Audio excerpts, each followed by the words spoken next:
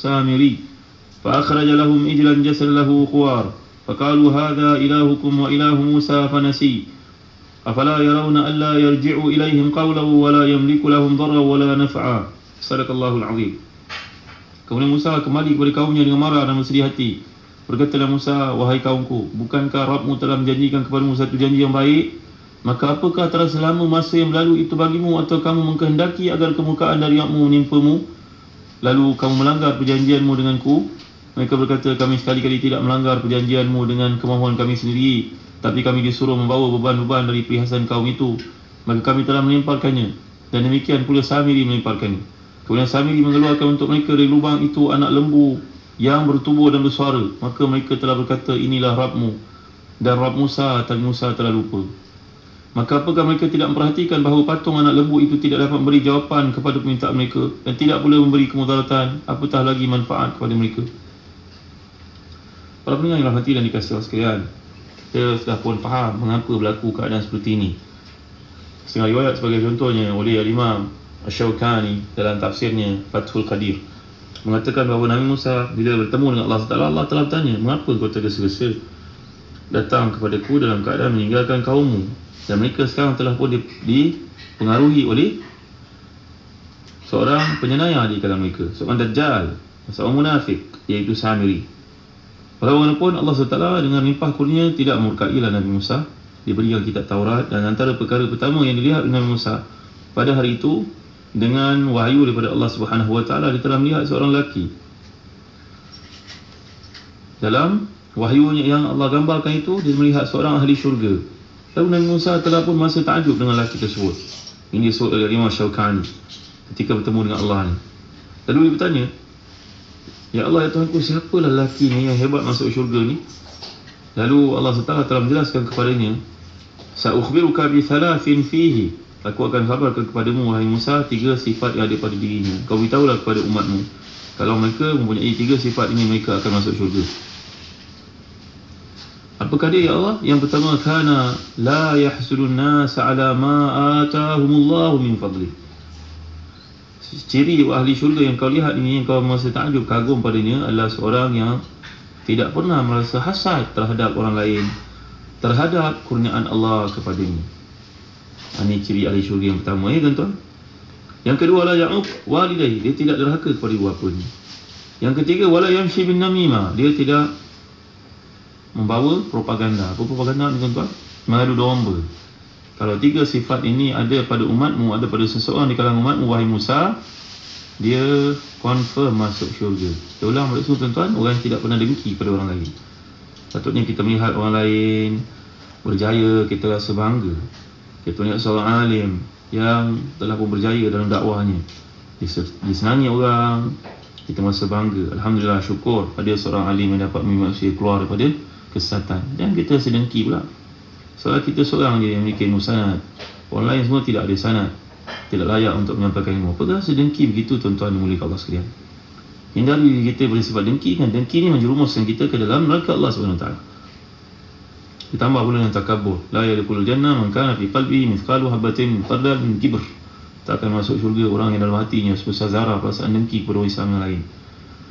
Yang kedua, la ya'uq walidayhi, dia tidak merasa ya'uq, tidak derhaka pada ibu bapanya. Wala yamshi bin namimah, yang ketiga, dia tidak membuat propaganda, menyebar luaskan fitnah dalam masyarakat. Innal ladzina yuhibbuna an tashi'a al-fahishatu fil ladzina amanu lahum adzabun alimun fid dunya wal akhirah. Wallahu ya'lamu antum la ta'lamun. Dan surah An-Nur kan? Orang yang suka menyebarkan fitnah di kalangan orang Islam, suka melihat fitnah tersebar. Kita yang bekerja dalam bidang media, tuan-tuan mulia kat sekalian, jangan sebarkan fitnah. Sebab fitnah ni haram hukumnya. Seolah-olah tidak ada yang baik di kalangan orang Islam. Dalam satu hadis, kalau kita lihat, dikumpulkan Al-Munziri dalam At-Targhib wa Tarhib, antara sifat orang yang beriman ni, ahli syurga juga, pernah Nabi SAW ditanya, memberitahu kepada para sahabat. Dalam hadis riwayat Abdullah bin Amr bin Al-As, qulna ya Nabi Allah, man khairun nas? Qala dzul qalbi makhmum wa lisani sadiq. Qala qulna ya Nabi Allah, kan arafna lisan as-sadiq, faman qalbul makhmum? Qala huwa at-taqiyyu an-naqiyyu alladhi la ithma fihi wa la baghya wa la hasad. Qala qulna ya Rasulullah, faman ala atharihi? قال الذي يشنأ الدنيا ويحب الآخرة قلنا ما نعرف هذا فينا إلا رافع مولى رسول الله صلى الله عليه وسلم فمن على أثري قال مؤمن في خلق حسن قلنا أما هذه فإنها فينا. Kami pernah bertanya pada Nabi Allah, pada Nabi Muhammad SAW, wahai Nabi Allah, siapakah manusia terbaik? Nabi jawab, orang yang hati makhmum. Makhmum ni tuan-tuan, makhmum, kha, mim, waw, mim. Mim, kha, mim, waw, mim. Siapa dia yang memiliki hati yang makhmum, wahai Nabi? Kalau lisan sadiq, orang yang paling baik adalah orang yang memiliki hati yang makhmum dan lisan yang benar. Para sahabat tanya, wahai Nabi, lisan yang benar ni kami tahulah, orang yang jujur. Tapi mana pula orang yang ada hati yang makhmum? Makhmum, kata Nabi, adalah orang yang hatinya penuh dengan takwa dan bersih. Tak ada dengki pada orang, tak ada nak zalim pada orang lain. Kemudian para sahabat tanya lagi, wahai Nabi, itu tinggi sangatlah Nabi, siapa yang bawah daripada itu agaknya? Tapi dia baik juga. Nabi jawab, orang yang benci dunia dan cinta akhirat. Kami rasa, wahai Nabi, ni pun tinggi juga. Semua orang cinta dunia, ya Nabi. Kami tak mengetahui siapa yang lebih benci dunia dan cinta akhirat lebih daripada Rafi'. Rafi' ni maula Rasulullah, pembantu Rasulullah SAW. Siapa lagi yang ketiga? Nabi tak masuk yang pertama, jauh. Yang kedua, kami tidak, kecuali Rafi' je. Ni tengok sahabat ni tawaduk, tuan-tuan, padahal semuanya ahli syurga. Syurga neraka bukan milik kita kan, tuan-tuan? Baik, Rafi' maula Rasulullah ni telah pun dipilih oleh mereka orang yang hatinya benci pada dunia, cinta pada akhirat. Yang ketiga siapa? Yang Nabi agak ni. Nabi jawab, orang yang paling baik juga adalah orang yang akhlaknya sempurna, akhlaknya bagus, akhlaknya dipenuhi dengan mahmudah. Mereka pun jawab, kalau begitu ada can kami termasuk di kalangan mereka, kan Nabi? Tuan-tuan, ni boleh kalau saya tengok kan, orang hati baik, akhlaknya baik, ahli syurga, tuan-tuan. Bukan bergantung pada ilmu. Kalau ilmu tu syarat untuk masuk syurga, tentulah iblis yang pertama masuk syurga, tuan-tuan. Tapi kerana hatinya dengki, maka tak ada peluang untuknya dapat rahmat Allah SWT. Maka janganlah dengki kepada orang lain, tuan-tuan. Inilah yang disebut oleh para ulama tafsir, contohnya Asy-Syaukani dan Fathul Qadir, apa yang dipelajari oleh Nabi Musa antara wahyu pertama bila dia bertemu dengan Allah SWT di Gunung Tur ini, di Bukit Tur ni. Tur ni bukit lah, tuan-tuan, sebenarnya. Kemudian bila Nabi Musa bertanya kepada mereka, Nabi Musa pun pulang kepada mereka dengan perasaan marah. Nabi Musa telah diberitahu Allah SWT apa yang terjadi kepada kaumnya, iaitu anak lembu yang mereka telah buat, lalu Samiri mengajak mereka untuk menyembahnya. Dibuat oleh Samiri, diajak mereka untuk menyembahnya dengan alasan bahawa anak lembu itu Tuhan, dan Musa tidak berusaha untuk mendapatkan petunjuk daripadanya. Setelah selesai Nabi Musa yang menajatnya, Allah Ta'ala pun memberi kepada Nabi Musa kitab Taurat. Nabi Musa kembali kepada kaumnya dengan perasaan marah dan sedih. Ghadban asifah, ghadban marah, dan asifah maknanya sedih dalam satu pandangan. Pandangan mengatakan hampa. Dia sangat sedih atas kelakuan kaumnya itu, baru sekejap ditinggalkan, mengingat mereka terhadap janji Allah yang telah menyelamatkan mereka dari dikejar oleh Fir'aun, memuliakan mereka dengan kerajaan dan kepemimpinan yang mereka akan nikmati selepas itu. Tapi kerana kesalahannya menyembah anak lembu dan perselisihan yang teruk berlaku di antara mereka, maka Nabi Musa telah pun memberi kepada mereka ni amaran, ingatan. Apakah lama sangat? Lama sangat ke aku tinggalkan kamu? 30 hari, 40 hari, lama sangat ke? Dan tempoh itu kamu telah melakukan syirik pada Allah SWT. Ni kerja dia, tuan-tuan yang dimuliakan Allah sekalian. Buat yang kecil, langgar yang besar. Buat yang kecil apa dia? Kembalikan harta milik Kipti yang berada dalam simpanan mereka. Itu satu perkara lah, itu yang baik lah. Tapi benda tu kecil, nak banding dengan mereka ni telah menyembah patung berhala yang dibuat oleh Musa Samiri.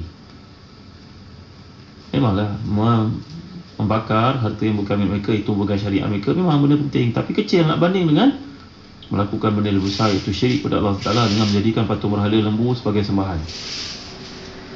Ada keluar akal kamu? Patung yang tak boleh nak menyelamatkan kamu, memberi manfaat mudarat, Allah yang telah menyelamatkan kamu, melepaskan kamu dari kejar oleh Fir'aun dan lautan itu, kamu tak sembah, patung ni pula yang kamu sembah. Di sini, tuan-tuan yang boleh sekalian, disebut di para ulama tafsir, contohnya Al-Imam Ibn Katsir dalam tafsirnya. Mereka dah sahih tafsir Ibn Katsir, tuan-tuan. Satu kitab tafsir yang menarik, yang penting untuk kita memahami kalam Allah. Buatlah investment akhirat, kerana padanya ada banyak nur. Pelajarilah tafsir Ibn Katsir, tuan-tuan. Baca sendiri pun boleh faham, insyaAllah. Boleh kita buat kesimpulan di sini, mereka berhati-hati terhadap perhiasan Kipti yang diambil ataupun dihanyutkan Allah SWT ke tepi pantai. Mereka berhati-hati terhadap perhiasan itu. Benda ni kecil saja, sehingga mereka melemparkannya di tanam dalam lubang. Tapi mereka telah menyembah patung berhala anak lembu. Mereka menghindari satu benda yang kecil tapi buat perkara yang besar. Seperti yang disebut dalam sebuah hadis yang sahih daripada Abdullah bin Umar radhiyallahu anhuma, bahawa dia telah ditanya oleh penduduk Iraq. Penduduk Iraq ni datang bertanya kepadanya, kalau darah nyamuk kena pada pakaian, apakah semayang dengan darah nyamuk yang kena pada pakaian itu menghalang keesahan semayang tersebut? Faham tak tuan-tuan? Kita tepuk nyamuk pada pakaian kita, maka berdarahlah pakaian tersebut. Kecil je kena darah tersebut, lingkungan darah tersebut kecil sikit. Penduduk Iraq datang bertanya orang alim macam Abdullah bin Umar, benda kecil. Mereka tanya tentang darah nyamuk pada pakaian, sah tak sembahyang dengannya? Ibn Umar berkata, apalah orang Islam ni sibuk dengan benda kecil. Tapi mereka telah pun mengabaikan tanggungjawab yang besar, iaitulah mereka telah membunuh cucu Rasulullah SAW, Sayyidina Husain bin Ali. Dibunuh di Karbala ini, dia adalah perkara yang pada mereka tak ada apa-apa. Dia sibuk benda yang kecil, darah nyamuk, dia lupa benda yang besar. Padahal menuntut atau mengembalikan kemuliaan orang Islam itu lebih utama. Dikembalikan Islam kepada tempatnya lebih utama.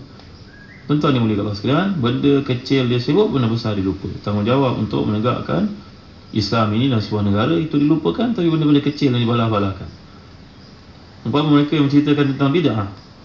Bid'ah benda yang boleh dikatakan banyak khilaf padanya, tapi tutup aurat pun tidak. La ilaha illallah Rasulullah. Buka aurat tu apa hukum tuan-tuan?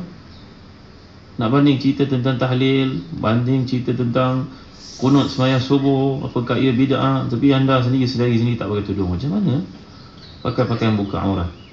Benda kecil yang sudah diposisikan lama para ulama berlapan ada terhadapnya, tak payahlah diungkit-ungkit tuan-tuan yang mulia Allah sekalian. Benda yang besar lebih kita lihat sebagai priority, top priority, tapi itu dilupakan.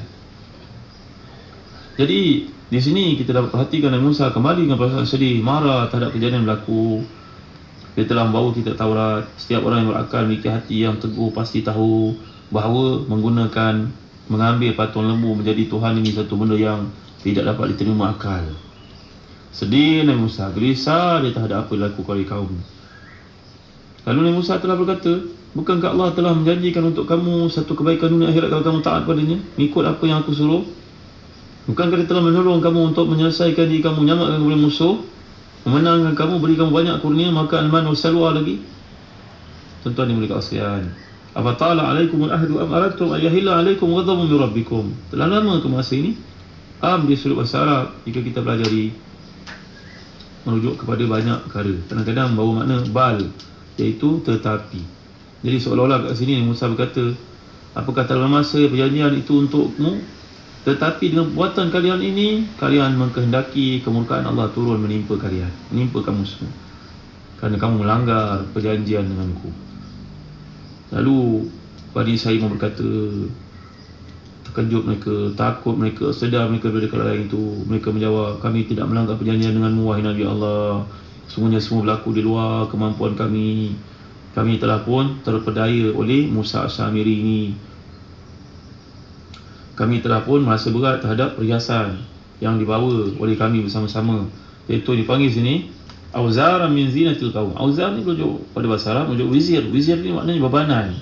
Kenapa bebanan? Kerana perhiasan ni bukan milik mereka. Kalau kita lah ada kereta mewah tuan-tuan, tapi bukan kereta kita, kereta pinjam. Bebanan. Waktu malam kita tak boleh tinggal malam, fikir bagaimana kereta ni. Dia menyusah kita, bukan dia satu kebanggaan. Kita ada duit yang banyak, bukan duit kita, duit orang, kita pegang. Bebanan. Waktu malam nanti kita tak bertidur, nanti aku ditangkap orang, disembelih orang untuk mengambil wang ni, bukan milik aku. Jadi satu bebanan ya tuan-tuan. Jadi itulah yang berlaku kepada Bani Israel yang membawa barang-barang Kipti. Mereka telah pun merasakan perhiasan itu satu bebanan untuk mereka, sehingga datang solusinya, iaitulah melemparkan perhiasan tersebut sebelum ia dibakar dengan doa oleh Nabi Harun. Tapi di situ Musa As-Samiri telah mengambil kesempatan untuk berdoa, lalu genggaman tanah pasir laut yang dibawanya itu bertukar menjadi patung lembu yang mengeluarkan suara. Ia merupakan istidraj daripada Allah SWT sebagai ujian untuk mereka. akhirnya mereka telah disesatkan sehingga Nabi Musa datang untuk membetulkan kembali. Dan apakah hukuman terhadap mereka yang syirik pada Allah ini? Hukuman untuk mereka ternyata tidak sama untuk kita, tuan-tuan. Adanya taubat untuk kita, tapi tidak ada taubat untuk mereka yang berdosa besar dalam peristiwa ini. Nanti kita lihat apakah ketetapan Allah untuk yang derhaka ini.